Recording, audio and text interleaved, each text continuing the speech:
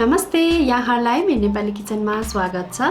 आज म यहाँहरूमाझ खसीको मासुको झोलको रेसिपी लिएर आएकी छु। जाडोमा तातो तातो खसीको मासुको झोलसँग भात खानुको मजा नै बेग्लै हुन्छ र यसरी बनाएको खसीको मासुको स्वाद पनि एकदमै मिठो हुन्छ। आउनुहोस् बनाउन सुरु गरौँ है त। खसीको मासु पकाउनका लागि मैले यहाँ ग्यासमा एउटा प्रेसर कुकरलाई तताइसकेकी छु। अब यसमा म तोरीको तेललाई राख्दैछु। तोरीको तेलमा पकाएको खसीको मासुको स्वाद एकदमै मिठो हुन्छ। अब तेल राम्रोसँग तातेपछि यसमा म ल्वाङ सुकुमेल र दालचिनीलाई फुराउँदैछु।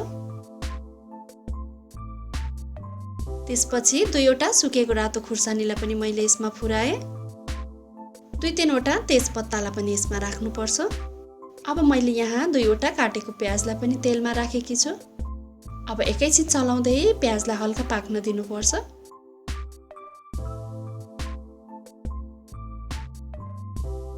अब प्याज हल्का गलेपछि यसमा म 1 चम्चा बेसारलाई पनि राख्दैछु।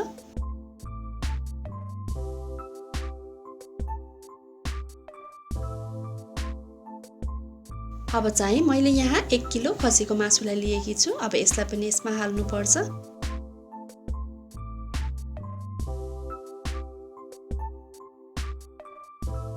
र अब चाहिँ बेला बेला चलाउँदै हामीले यो मासुलाई राम्रोसँग भुट्दै जानुपर्छ।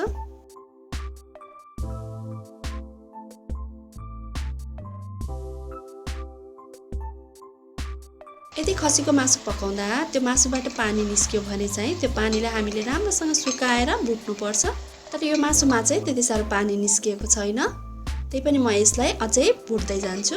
हामीले मासुमा मिठो स्वाद ल्याउने हो भने चाहिँ मासुलाई राम्रोसँग भुटेर पकाउनु जरुरी हुन्छ। अब चाहिँ यो मासु राम्रोसँग भुटिसकेको छ। अब म यसमा स्वादअनुसार नुनलाई राख्दैछु। त्यसपछि मैले यसमा 2 चम्चा अदुवा लसुनको पेस्टलाई पनि राखेँ। अब अदुवा लसुन राखेपछि यसलाई एकैछिन चलाउँदै पकाउनुपर्छ। अब अदुवा लसुनलाई हल्का भुटिसकेपछि यसमा म अब 1 चम्चा जिरा धनियाको धुलोलाई राख्दैछु र आधा चम्चा जति चाहिँ मैले यहाँ मिट मसलालाई पनि राखेकी छु र आधा चम्चा जति रातो धुलो खुर्सानीलाई पनि यहाँ राखेकी छु। अब यो मसलालाई पनि एकैछिन चलाएर भुटिन दिनुपर्छ।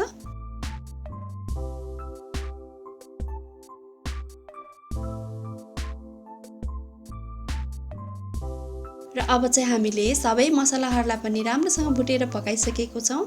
र अब यो स्टेजमा चाहिँ हामीले काटेको टमाटरलाई राख्नुपर्छ। मैले यहाँ 2वटा काटेको टमाटरलाई राखेकी छु। अब चलाएर टमाटरलाई एकैछिन गल्न दिनुपर्छ।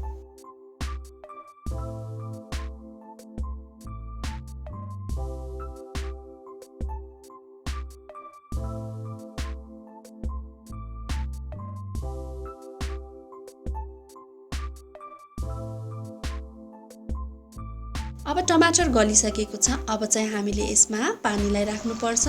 मैले चाहिँ यहाँ 2 कप पानीलाई राखेकी छु।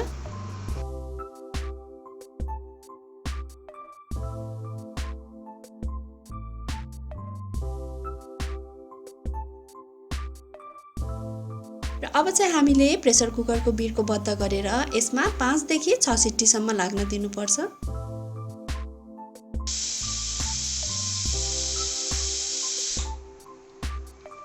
अब 6 सिट्टी लागिसकेपछि मैले चाहिँ प्रेसर कुकरको बिर्कोलाई खोलेकी छु।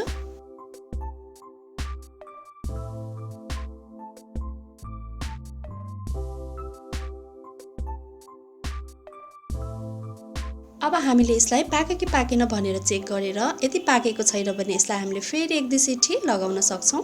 तर मेरो चाहिँ यो मासु पाकिसकेको छ। अब म यसमा माथिबाट काटेको हरियो धनिया पत्तालाई पनि राख्दैछु।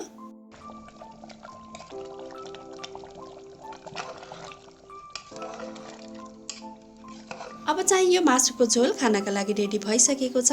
हजुरहरूले कतिको बाक्लो अथवा पातलो झोल खाने हो त्यही अनुसार पानी थप्न सक्नुहुनेछ।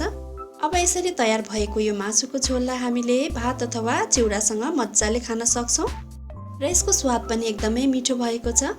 हजुरहरूले पनि यसरी नै खसीको मासु पकाएर घरमा एकपटक अवश्य पनि ट्राई गर्नुहोला। यहाँहरूलाई मेरो भिडियो कस्तो लाग्यो, मन पर्यो भने लाइक, कमेन्ट र शेयर अवश्य पनि गरिदिनु होला। यहाँहरूले मेरो नेपाली किचनको फेसबुक पेज र इन्स्टाग्राममा पनि मलाई फलो गरिदिनु होला र यदि च्यानललाई सब्स्क्राइब गर्नुभएको छैन भने सब्स्क्राइब गरेपछि छेउमा रहेको बेल आइकनलाई अवश्य क्लिक गरिदिनु होला। यसले गर्दा मेरो नयाँ नयाँ भिडियोहरूको नोटिफिकेसन यहाँहरूमाझ सजिलै आउने गर्छ। हवस् त, यहाँहरूको दिन सुखमय बितोस्। धन्यवाद।